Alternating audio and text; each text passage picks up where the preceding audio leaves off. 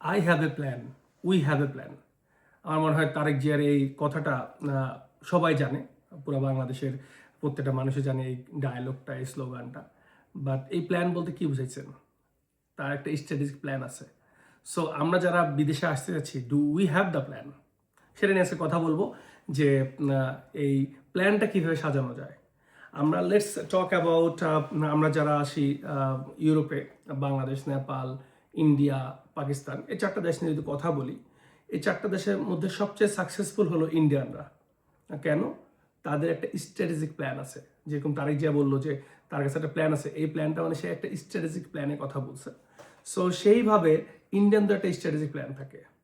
আর আমরা যারা বাংলাদেশি কিংবা নেপালি কিংবা পাকিস্তানি তারা কখনো এই স্ট্র্যাটেজি প্ল্যানে চিন্তা করে না। তারা চিন্তা করে যে আচ্ছা গেলেই হবে, যেই একটা নাকি একটা কিছু ব্যবস্থা করে ফেলবো। কিন্তু আসলে কি তাই? ওইখানকার যেমন ধরেন যে আপনি যদি একটা রেস্টুরেন্ট কিংবা একটা দোকান যদি বাংলাদেশে বলা হয়, একটা মুদি দোকান দেওয়ার জন্য, একটা চায়ের দোকানে দেওয়ার যদি বলা হয়, আমরা কি করি?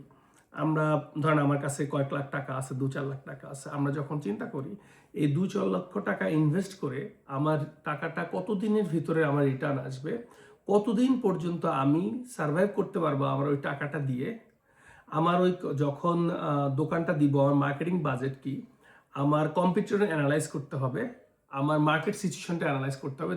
ওইটা হলেই আমি অ্যাকচুয়ালি ওই বিজনেস সাকসেস করতে পারবো। সেম যখন আমরা অ্যাব্রোডে স্টাডি করতে আসি, আমাদেরকে চিন্তা করতে হবে, সেম একটা স্ট্র্যাটেজিক প্ল্যান করতে হবে। জাস্ট নট ওকে আমি চলে যাব, যে কোনো দেশে একটা চলে গেলাম, চলে গেলে একটা না একটা কিছু হবে। বাট থিঙ্ক আপনি কিন্তু 8 থেকে 10 লক্ষ টাকা মিনিমাম ইনভেস্ট করতেছেন, তাহলে আপনার রিটার্ন অফ ইনভেস্টমেন্ট কি?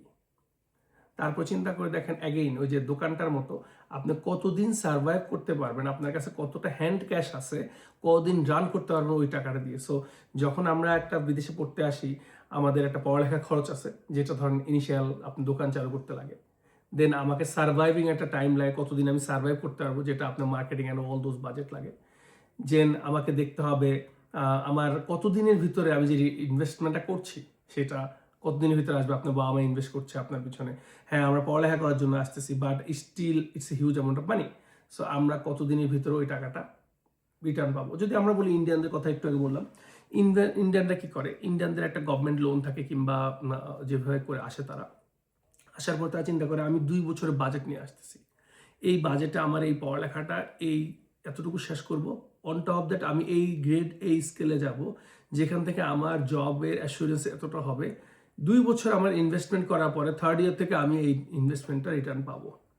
তারা হোল একটা স্ট্র্যাটেজিক প্ল্যান করে। আমরা চাই আমাদের বাংলাদেশি মানুষরা যখন বিদেশে আসবে তারাও সেম একটা স্ট্র্যাটেজিক প্ল্যান করবে, যে তাদের কতটা বাজেট আছে তাদের কাছে, সেই বাজেট অনুযায়ী তারা কীভাবে বিদেশে যাবে, ওই কি সাবজেক্টটা পড়ালেখা করলে বেসড অন তাদের স্বপ্ন, যে আপনার ক্যাপাবিলিটি।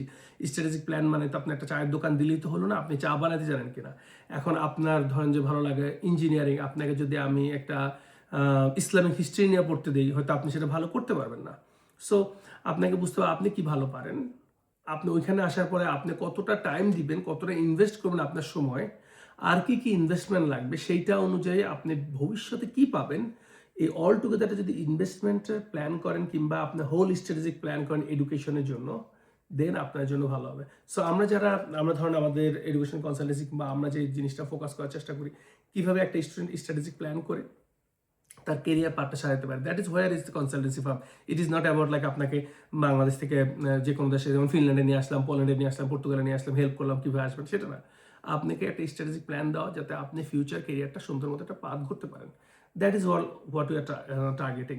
এবং যদি এটা না করি, স্ট্র্যাটেজিক প্ল্যান না থাকে, আপনারা সবাই বিপদে পড়বেন, আমরাও বিপদে পড়বো, আপনারাও বিপদে পড়বেন। কারণ আমাদের তো প্ল্যান থাকতে হবে। যদি প্ল্যান না থাকে আমরা ফোকাস করে গোলে পিছনে আগাতে পারবো না। সো দেখা যাক, আপনাদের সাথে কথা হবে ইনশাল্লাহ। আমি চিন্তা করছি যে 2রা জানুয়ারিতে আমরা একটা ওয়েবিনার করতেছি, ইভেন্ট করতেছি লাইভ ফেসবুকে, জয়েন করেন আমাদের সাথে। কথা হবে অনেক, জানবো আরও কীভাবে আপনাদের হেল্প করতে পারি, কীভাবে আমরা আরও স্ট্র্যাটেজি প্ল্যানটাকে আপনাদের সাজাতে পারি। দেখা হবে ইনশাল্লাহ। আসসালামু আলাইকুম।